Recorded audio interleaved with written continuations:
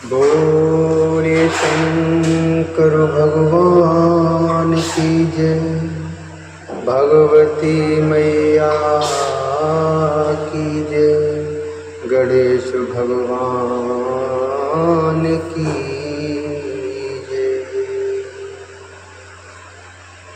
श्री शिव महापुराण के अंतर्गत रुद्र संहिता जो कि द्वितीय संहिता है और इसके खंड युद्ध खंड जो कि पंचम खंड है, इसके अध्याय 26 में आज हम प्रवेश करेंगे और जिसमें वर्णन है विष्णु जी के मोह भंग के लिए शंकर जी की प्रेरणा से देवों द्वारा मूल प्रकृति की स्तुति। मूल प्रकृति द्वारा आकाशवाणी के रूप में देवों को आश्वासन, देवताओं द्वारा त्रिगुणात्मका देवियों का स्तवन, विष्णु का मोह नाश, धात्री अर्थात आंवला, मालती तथा तुलसी की उत्पत्ति का आख्यान। व्यास जी बोले, हे ब्रह्मपुत्र आपको नमस्कार है। ब्रह्मपुत्र नमस्ते अस्तु, धन्यस्तवं शैव शतम्, यच्छ्राविता महादिव्या कथेयं शांकरी शुभा। यच्छ्राविता महादिव्या कथेयं शांकरी शुभा। इदानीं ब्रूहि सुप्रीत्या चरितं वैष्णवं मुने, शवृन्दां मोहयित्वा तु किमकारशीत् कुतो गतः, किमकारशीत् कुतो गतः। व्यास जी बोले, हे ब्रह्मपुत्र आपको नमस्कार है। हे श्रेष्ठ शिव भक्त आप धन्य हैं जो आपने शंकर जी की महादिव्य कथा सुनाई, ये शुभ परम सुंदर कथा सुनाई। हे मुने अब आप प्रेम पूर्वक विष्णु जी के चरित्र को सुनाइए। उन्होंने वृंदा को मोहित कर क्या किया और वे कहाँ गए। शरत कुमार बोले, हे महाप्राज्ञ, हे शिव भक्तों में श्रेष्ठ व्यासी, शृणु व्यासी महाप्राज्ञ शैव प्रवर्षत्तं, वैष्णवं चरितं शंभुचरिताढ्यं सुनिर्मलं। वैष्णवं चरितं शंभुचरिताढ्यं सुनिर्मलं। मौनी भूतेषु देवेषु ब्रह्मादिषु महेश्वरा, सुप्रसन्नो अवदच्छम्भुः शरणागतिवत्सलः। सुप्रसन्नो अवदच्छम्भुः शरणागतवत्सलः। शरत कुमार बोले, हे महाप्राज्ञ, हे शिव भक्तों में श्रेष्ठ व्यासी, अब आप शिव चरित्र से भरपूर तथा निर्मल विष्णु चरित्र को सुनिए। जब ब्रह्मादिक देवता स्तुति कर मौन हो गए, मौनि भूतेषु देवेषु ब्रह्मादिषु महेश्वरा, सुप्रसन्नो अवदच्छम्भु शरणागतिवत्सलः। जब ब्रह्मादिक देवता स्तुति कर मौन हो गए तब शरणागत वत्सल शंकर अति प्रसन्न होकर कहने लगे। शंभु बोले, हे ब्रह्मन, हे सभी श्रेष्ठ देवगण, मैं सत्य सत्य कह रहा हूँ कि यद्यपि जलंधर मेरा ही अंश था, फिर भी मैंने आप लोगों के लिए उसका वध किया। हे तात देवतागण, आप लोग सच सच बताइए कि आप लोगों को सुख प्राप्त हुआ अथवा नहीं। सर्वदा मुझ निर्विकार की लीला आप लोगों के निमित्त ही हुआ करती है।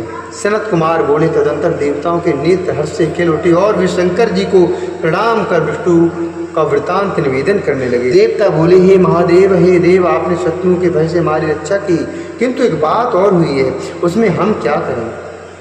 हे नाथ, विष्णु ने बड़े प्रत्यय के साथ वृंदा को मोहित किया और वह शीघ्र ही अग्नि में भस्म होकर परम गति को प्राप्त हुई, किंतु इस समय वृंदा के लावण्य पर आसक्त हुए विष्णु मोहित होकर उसकी चिता का भस्म धारण करते हैं। वे आपकी माया से विमोहित हो गए हैं। सिद्धों मुनियों तथा हम लोगों ने उन्हें बड़े आदर के साथ समझाया, किंतु वे हरि आपकी माया से मोहित होने के कारण कुछ भी नहीं समझ रही हैं। अतः हे महेशान, आप कृपा कीजिए और विष्णु को समझाइए। यह प्राकृत संपूर्ण चराचर जगत आपके ही अधीन है। सनत कुमार बोले, देवगणों के इस वचन को सुनकर महालीला करने वाले तथा भगवान शंकर हाथ जोड़े हुए उन देवगणों से कहने लगे। महेश बोले, हे ब्रह्मन, हे देवो, आप लोग श्रद्धापूर्वक मेरे वचन को सुने। संपूर्ण लोकों को मोहित करने वाली मेरी माया दुष्टर है। देवता, असुर एवं मनुष्यों के सहित सारा जगत उसी के अधीन है। उसी माया से मोहित होने के कारण विष्णु काम के अधीन हो गए हैं। वह माया ही उमा नाम से विख्यात है, जो इन तीनों देवताओं की जननी है। वह मूल प्रकृति तथा परम मनोहर गिरजा के नाम से विख्यात है। हे देवताओं, आप लोग विष्णु का मोह दूर करने के लिए शीघ्र ही शरणदायिनी, मोहिनी तथा सभी कामनाएं पूर्ण करने वाली शिवा नामक माया की शरण में जाइए और उस मेरी शक्ति को संतुष्ट करने वाली स्तुति कीजिए। यदि वे प्रसन्न हो जाएंगी तो आप लोगों का सारा कार्य पूर्ण करेंगे।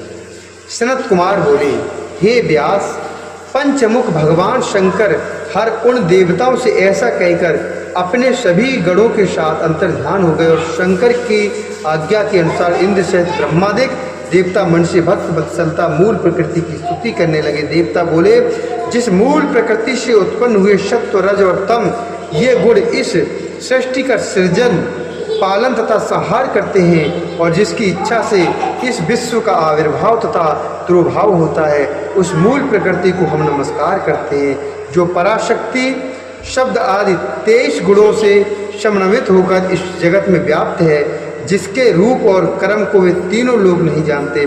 उस मूल प्रकृति को हम नमस्कार करते हैं, जिनकी भक्ति से युक्त पुरुष दारिद्र्य, मोह, उत्पत्ति तथा विनाश आदि को नहीं प्राप्त करते हैं। उन भक्त वत्सला मूल प्रकृति को हम नमस्कार करते हैं। हे महादेवी, हे परमेश्वरी, हम देवताओं का कार्य कीजिए। हे शिवे, विष्णु के मोह को दूर कीजिए। हे दुर्गे, आपको नमस्कार है। हे देवी, कैलाशवासी शंकर एवं जलंधर के युद्ध में उसका वध करने के लिए शिव के प्रवृत्त होने पर गौरी के आदेश से ही विष्णु ने बड़े प्रयत्न के साथ वृंदा को मोहित किया और उसका शक्तित्व नष्ट किया। तब वह अग्नि में भस्म हो गई और उत्तम गति को प्राप्त हुई। तब भक्तों पर अनुग्रह करने वाले शंकर ने हम लोगों पर कृपा करके जलंधर का वध कर दिया और हम सभी को उसके भय से मुक्त भी कर दिया। हे देवी, हम सभी उन शंकर की आज्ञा से आपकी शरण में आए हैं, क्योंकि आप और शंकर दोनों ही अपने भक्तों का उद्धार करने में निरत रहते हैं। हे भगवती, वृंदा के लावण्य से भ्रमित हुए विष्णु इस समय ज्ञान से भ्रष्ट तथा विमोहित होकर उसकी चिता का भस्म धारण कर वहीं स्थित हैं। हे महेश्वरी, आपकी माया से मोहित होने के कारण सिद्धों तथा देवताओं के द्वारा समझाए जाने पर भी वे विष्णु नहीं समझ पा रही हैं। वो विष्णु नहीं समझ रही कि हे महादेवी, कृपा कीजिए और विष्णु को समझाइए, जिससे देवताओं का कार्य करने वाले भी विष्णु स्वचित्त होकर अपने लोक की रक्षा करें। इस प्रकार की स्तुति करते हुए देवताओं ने अपनी कांति से समस्त दिशाओं को समस्त दिशाओं को व्याप्त किए हुए एक तेजोमंडल को आकाश में स्थित देखा। हे व्यास, इंद्र सहित ब्रह्मा आदि सभी देवताओं ने मनोरथों को देने वाली आकाशवाणी उस तेजोमंडल के मध्य से सुनी। आकाशवाणी बोली, हे देवताओं, मैं ही 3 प्रकार के गुणों के द्वारा अलग अलग तीनों रूपों में स्थित हूँ। रजोगुण रूप से गौरी, सत्वगुण रूप से लक्ष्मी तथा तमोगुण रूप से सुरा ज्योति के रूप में स्थित हूँ। अतः आप लोग मेरी यह आज्ञा से उन देवियों के समीप आदरपूर्वक जाइए, वे प्रसन्न होकर उस मनोरथ को पूर्ण करेंगे। सनत कुमार बोले, हे मुने, विस्मय से उत्फुल्ल नेत्रों वाले देवताओं द्वारा उस वाणी को सुनते ही वह तेज अंतर्ध्यान हो गया। तत्पश्चात सभी देवगण उस आकाशवाणी को सुनकर तथा उस वाक्य से प्रेरित होकर गौरी, लक्ष्मी तथा सुरा देवी को प्रणाम करने लगे। ब्रह्मादि सभी देवताओं ने नतमस्तक होकर विविध स्तुतियों से परम भक्तिपूर्वक उन देवियों की स्तुति की। हे व्यास जी, तब वे देवियां अपने अद्भुत तेज से सभी दिशाओं को प्रकाशित करती हुई शीघ्र ही उनके समक्ष प्रकट हो गईं। तब देवताओं ने उन देवियों को देखकर अत्यंत प्रसन्न मन से उन्हें प्रणाम करके भक्ति से उनकी स्तुति और अपना कार्य निवेदित किया। इसके बाद भक्त वत्सला उन देवियों ने प्रणाम करते हुए देवताओं को देखकर उन्हें अपना अपना बीज दिया और आदरपूर्वक उनसे यह वचन कहा। देवियाँ बोली, हे देवगणों, जहाँ विष्णु स्थित है वहाँ इन बीजों को बो देना, इससे आप लोगों का कार्य सिद्ध हो जाएगा। सनत कुमार बोले, हे मुने, इस प्रकार कहकर वे देवियाँ अंतर्ध्यान हो गईं। वे ब्रह्मा, विष्णु तथा रुद्र की त्रिगुणात्मक शक्तियाँ थीं। तब इंद्र सहित ब्रह्मा आदि सभी देवता प्रसन्न हो गए और उन बीजों को लेकर वहाँ गए जहाँ भगवान विष्णु स्थित थे। हे मुने, उन देवताओं ने वृंदा की चिता के नीचे भूतल पर उन बीजों को डाल दिया और उन शिव शक्तियों का स्मरण करके वे वहीं पर स्थित हो गए। हे मुनीश्वर, उन डाले गए बीजों से धात्री, मालती तथा तुलसी नामक 3 वनस्पतियाँ उत्पन्न हो गईं। धात्री के अंश से धात्री, महालक्ष्मी के अंश से मालती तथा गौरी के अंश से तुलसी हुई, जो तम, सत्व तथा रजोगुण से युक्त थी।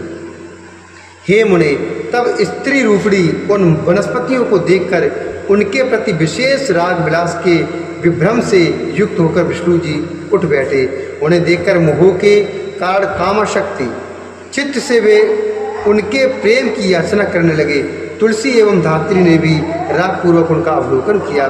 सर्वप्रथम लक्ष्मी जी ने जिस बीज को माया से देवताओं को दिया था, उससे उत्पन्न हुई स्त्री मालती उनसे ईर्ष्या करने लगी, इसलिए वह वरवरी इस गहरित नाम से पृथ्वी पर विख्यात हुई।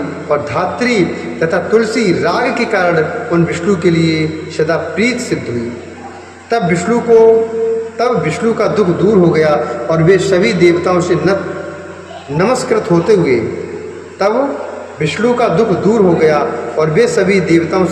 नमस्कृत होते हुए प्रसन्न होकर उन दोनों के साथ वैकुंठ लोक को चले गए। हे विप्रेंद्र, कार्तिक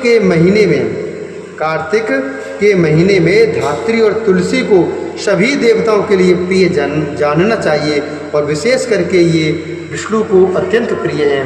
हे महामुने, उन दोनों में भी तुलसी अत्यंत श्रेष्ठ धन्य है। यह गणेश को छोड़कर सभी देवताओं को प्रिय है तथा संपूर्ण कामनाओं को पूर्ण करने वाली है। इस प्रकार ब्रह्मा, इंद्र आदि वे देवता विष्णु को वैकुंठ में स्थित देखकर उनको नमस्कार कर तथा उनकी स्तुति कर अपने अपने स्थान को चले गए। हे मुनिश्रेष्ठ, मोहभंग हो जाने से विष्णु जी ज्ञान प्राप्त कर शिव जी का स्मरण करते हुए अपने वैकुंठ लोक में सुखपूर्वक निवास करने लगे। यह आख्यान मनुष्यों के सभी पापों को दूर करने वाला, मनुष्यों की संपूर्ण कामनाओं को पूर्ण करने वाला, समस्त काम विकारों को नष्ट करने वाला तथा सभी प्रकार के विज्ञान को बढ़ाने वाला है। जो भक्ति से